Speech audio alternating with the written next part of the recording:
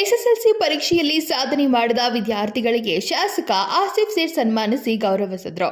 ಗುರುವಾರ ಬೆಳಗಾವಿಯ ಸರ್ದಾರ್ ಸರ್ಕಾರಿ ಶಾಲೆಯಲ್ಲಿ ಕಲಿತ ಎಸ್ಎಸ್ಎಲ್ಸಿ ಪರೀಕ್ಷೆಯಲ್ಲಿ ಸಾಧನೆ ಮಾಡಿದ ವಿದ್ಯಾರ್ಥಿಗಳಿಗೆ ಆಸಿಫ್ ಸೇಠ್ ಫೌಂಡೇಶನ್ನಿಂದ ಪ್ರತಿಭಾವಂತ ಮಕ್ಕಳಿಗೆ 15,000 ನಗದು ಬಹುಮಾನ ನೀಡಿದರು.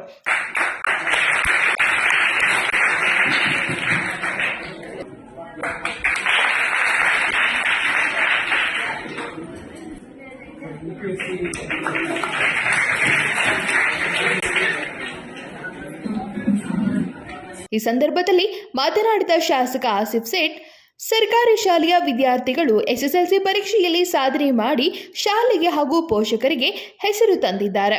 ಅಂತಹ ವಿದ್ಯಾರ್ಥಿಗಳಿಗೆ ಪ್ರೋತ್ಸಾಹ ಕೊಡುವ ಕರ್ತವ್ಯ ನಮ್ಮದು ಎಂದರು.